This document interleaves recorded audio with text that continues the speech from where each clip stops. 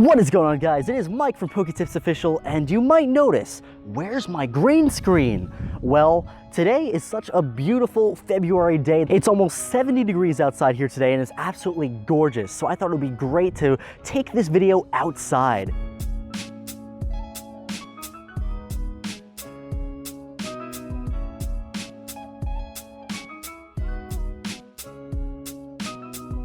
So there's a problem in Pokemon, and that problem is mythical Pokemon. Now, mythical Pokemon have been a big part of the Pokemon franchise for as long as we can remember. This started way back in the 90s with Mew, and Mew is a rather interesting story. So Mew was added at the end of the development for Pokemon Red and Blue. The developers all didn't know about it. They just put it in as a joke Pokemon, something that they would only know about between themselves. But somebody decided, you know what, we're going to promote this thing and call it a mythical Pokemon, and boy, it drove everybody crazy. People really liked that idea of a secret Pokemon inside of their games. And they kept on going with it. Generation 2, they had Celebi. Generation 3, Jirachi, Deoxys. Generation 4 got even crazier. They added 3 mythical Pokemon. And now there are, I think, 17 or 18, depending on if you count Fiona as a mythical Pokemon or not. There's 17 or 18 mythical Pokemon. Pokemon that you could only get by going to a special event that you normally cannot catch in your game. So with that being said, what's the problem? Well, I think there are quite a few problems with mythical Pokemon. So the first problem I have with mythical Pokemon is what makes these Pokemon so special? Now, back in the day, they used to go at... Why is there like sap from the tree on my finger? Ew. You know what? I don't think I want to hug this tree anymore. Back in the day, around Generation 3, the way that mythical Pokemon were distributed was handled a little bit differently. You'd still go to real-life events, and there was no Wi-Fi that you could download mythical Pokemon over, but you'd go there, and then once you got the special item that they would be giving out, you'd be able to go in your game, like Fire Red, Leaf Green, and then go to a special, normally inaccessible area and capture this mythical Pokemon. While you still did have to go out somewhere to get these mythical Pokemon, it felt a little bit nicer being able to get them yourselves, like you actually earned the Pokemon. And nowadays, the way that Pokemon events are handled are you go online or you go to a physical event, you turn on your download, and then you just go ahead and download a Pokemon to your game. And then you go to the Pokemon Center, you talk to a delivery guy, you're like, hey, delivery man, and he's like, hey, Poketips, or whatever your trainer's name is, and then they'll go ahead and give you a super mythical Pokemon. But that's it. There's no connection to it, there's no backstory. What makes this Pokemon so special? And why can't you normally catch it? And most importantly of all, how in the world does a delivery man get it? It makes no sense. Now, another problem with mythical Pokemon are that they make it impossible for you to go ahead and complete the National Pokedex. Now, I know they don't count when you're going ahead and trying to get a shiny charm or something, but for somebody that really wants to catch them all, you just can't. And it's really sad, especially after the generation isn't current anymore. If you go back and start a new game, that's it. You just can never catch them all. Now in 2018, we have so many mythical Pokemon, and each generation just adds more and more. A little bit more than 2% of all the Pokemon cannot be caught normally. And I just don't think, especially when generations get older, that this is okay. I think this is something that needs to change. Because honestly, think about it. As we get more generations, we just get more mythical Pokemon, and that's even more Pokemon that you have to go to special events to go ahead and get. So how do we solve this mythical Pokemon problem?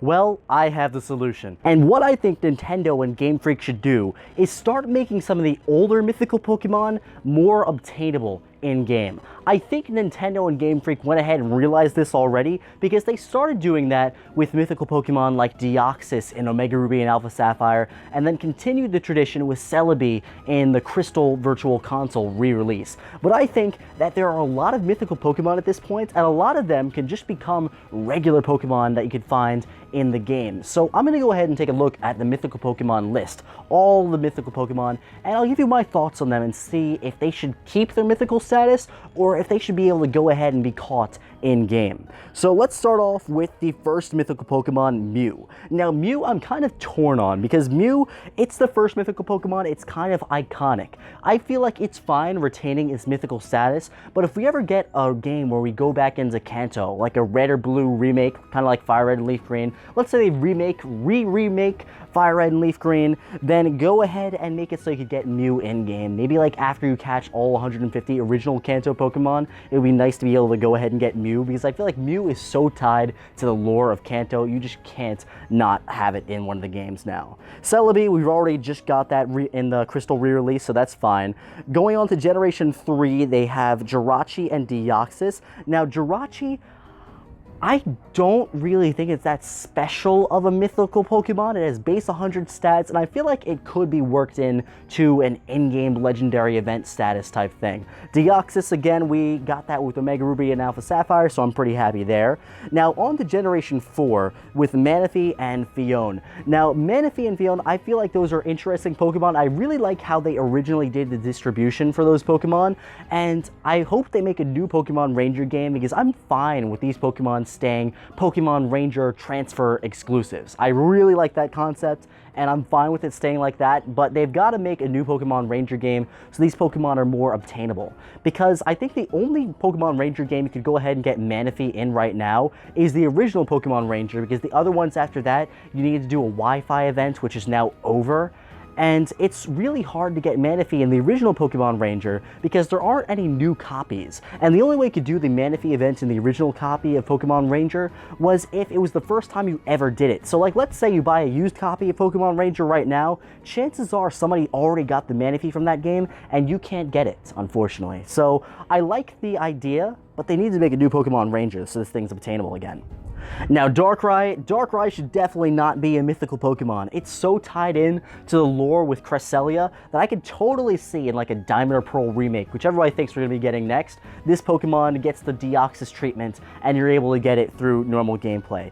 Shaman, I'm kind of on the fence with. It could keep its mythical status or it could lose it. I could see it either way. Arceus is the mythical Pokemon, and I'm totally fine with that thing being a mythical for as long as time exists. It's the god of all Pokemon, so that is definitely something that should be mythical. Now on to Generation 5, Victini is okay. It can keep its mythical status, but I don't really see anything too special about it. But this next one, Keldeo, why was that a mythical Pokemon to begin with? This should not have been a mythical, it should have just been part of the Musketeer thing. Kind of like how Regirock, Regice, and Registeel have Regigigas.